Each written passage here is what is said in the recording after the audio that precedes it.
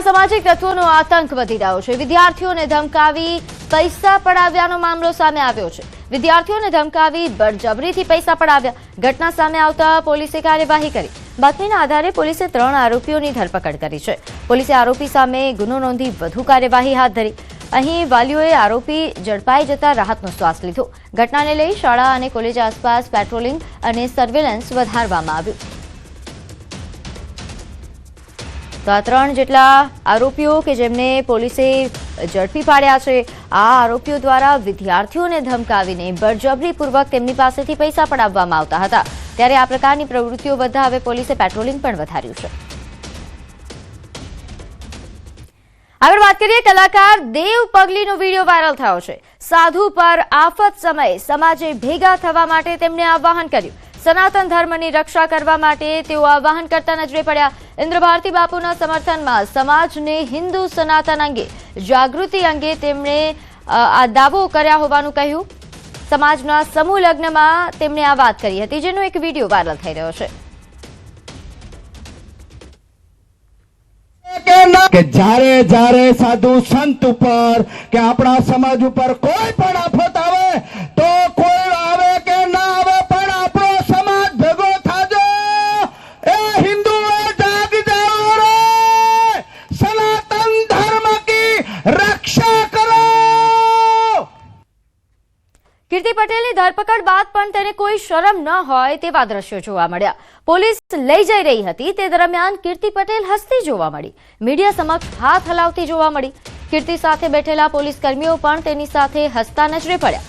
કીર્તિ અને પોલીસકર્મી પોલીસ વાનમાં હસતા હોય તેવા દ્રશ્યો કેમેરામાં કેદ થયા। તો મીડિયા સમક્ષ ઇશારો કરતી કીર્તિ પટેલ, જેને કોઈ અફસોસ ન હોય તે રીતે હસતા મોઢે તે જઈ રહી છે। આ બેશરમી કીર્તિ પટેલની જે કેમેરામાં કેદ થઈ છે અને ઘણા સવાલો પણ ઉઠાવી રહી છે। આ રીતે પોલીસ વાનમાં પોલીસ સાથે હસતી કીર્તિ પટેલને લઈને ઘણા સવાલો ઉઠી રહ્યા છે।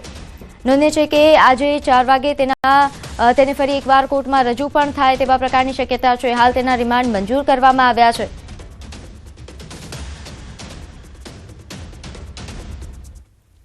તો સાવરકુંડલા તાલુકાના દેતડ ગામે લોકોએ બેફામ દારૂના વેચાણથી તેઓ ત્રાસી ગયા છે।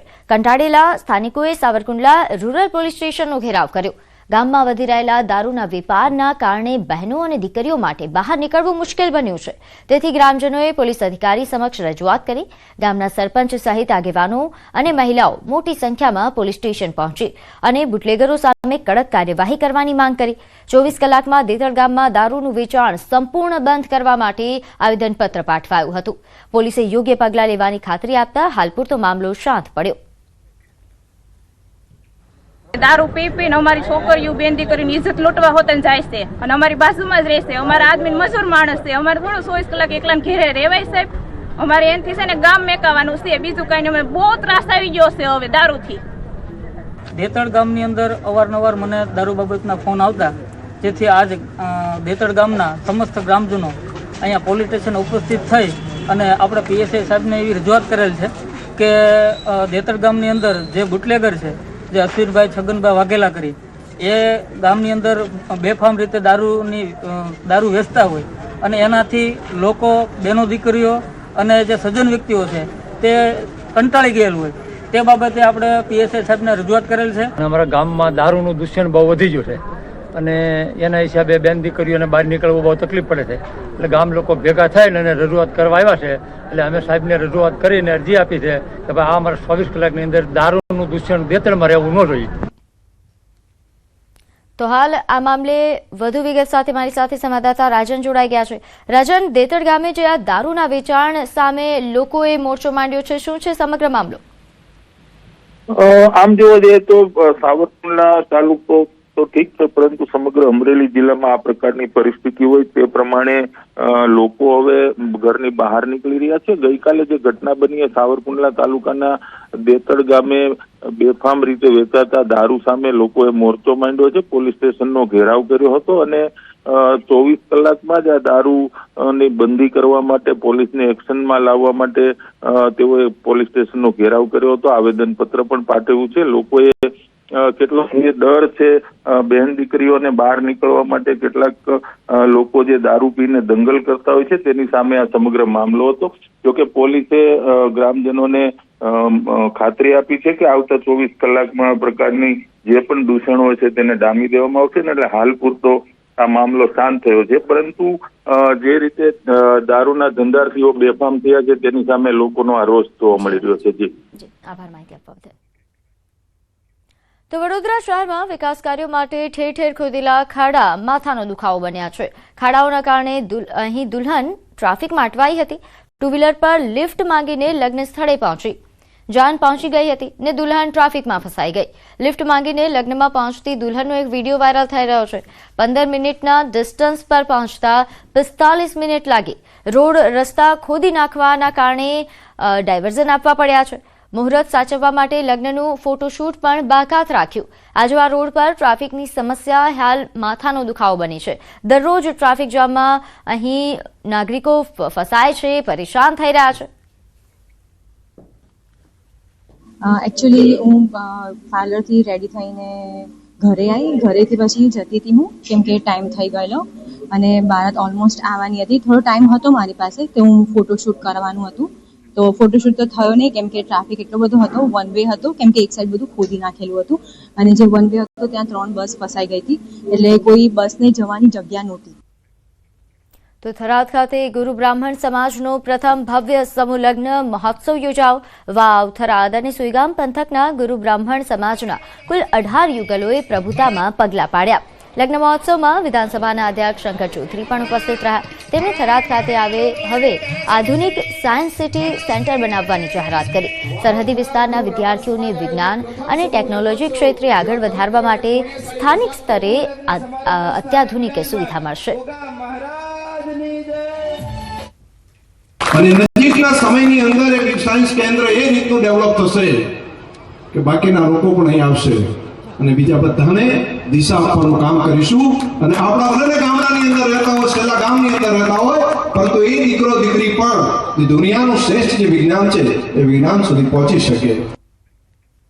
તો થરાદ ખાતે આયોજિત ગુરુ બ્રાહ્મણ સમાજના સમૂહ લગ્ન પ્રસંગે પ્રદેશ ભાજપ ઉપાધ્યક્ષ ગૌતમભાઈ ગેડિયાનું નિવેદન સામે આવ્યું.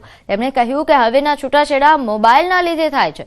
પ્રભુતામાં પગલાં પાડનાર દીકરીઓને શીખ આપતા કહ્યું કે મારો ઘરવાળો એ જ મારું સોશિયલ મીડિયા છે. એ ભાવ સાથે રહેજો તો જ સુખી થશો. હવેના જે છૂટાછેડા થાય છે ને એ મોબાઈલના લીધે થઈ જાય છે. તમે મોબાઈલનો ઉપયોગ કરતા હોય તો ફેસબુક મારો ઘરવાળો જે છે ને એ જ આજથી મારું ફેસબુક છે સાહેબ, એ જ મારું ટ્વિટર છે, એ જ મારું ઇન્સ્ટાગ્રામ છે, એ જ મારું વોટ્સએપ છે. આ ભાવ સાથે તમે તમારા સ્વગૃહે ખૂબ સુખી થાઓ. સોમનાથ સ્વાભિમાન પર્વ નિમિત્તે રાજકોટ ડિસ્ટ્રિક્ટ સ્વિમિંગ એસોસિએશન દ્વારા આયોજિત 150 kilometre open water C swimming અને કાઇકિંગ અભિયાનનો બીજો દિવસ સફળતાપૂર્વક પૂર્ણ થયો. 21 ફેબ્રુઆરી 2026ના રોજ સોમનાથ બીચથી શરૂ થયેલી આ દિવસ એ સમુદ્રી યાત્રા 2 માર્ચે સિમોર બીચ ખાતે પૂર્ણ થવાની છે. બીજા દિવસે ખેલાડીઓએ સૂત્રાપાડા તાલુકા પાસે દરિયામાં આશરે 10 કિલોમીટરનું અંતર પાર કરીને દ્રઢ સંકલ્પ અને સાહસનું પ્રદર્શન કર્યું. પવન જેવી પડકારજનક પરિસ્થિતિ વચ્ચે પણ તરવૈયાઓએ સફળતા મેળવી. તેમજ લાઈફ સેવિંગ સ્પોર્ટ્સની વિવિધ પ્રવૃત્તિઓનું પ્રદર્શન પણ કરવામાં આવ્યું. રમતગમત સાથે પર્યાવરણ અને સામાજિક સંદેશ આપતું આ અભિયાન યુવાનો માટે પ્રેરણાદાયી બની રહ્યું છે.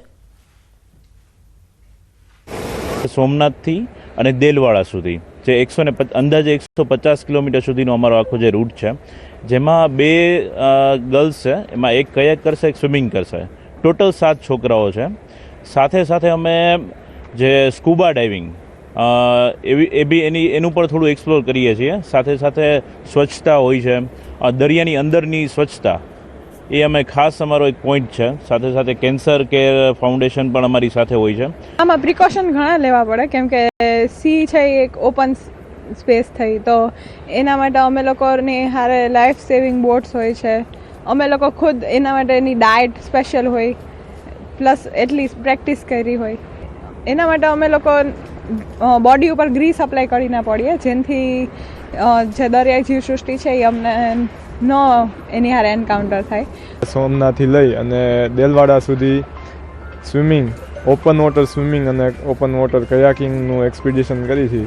તો એમાં એક્ટિવલી પાર્ટ લેવા માટે એઝ અ પાર્ટિસિપન્ટ ખૂબ આનંદ થાય છે કે હું એક આઇડલ બની શકીશ, હું એક જાગૃતિ લાવી શકીશ સમાજમાં.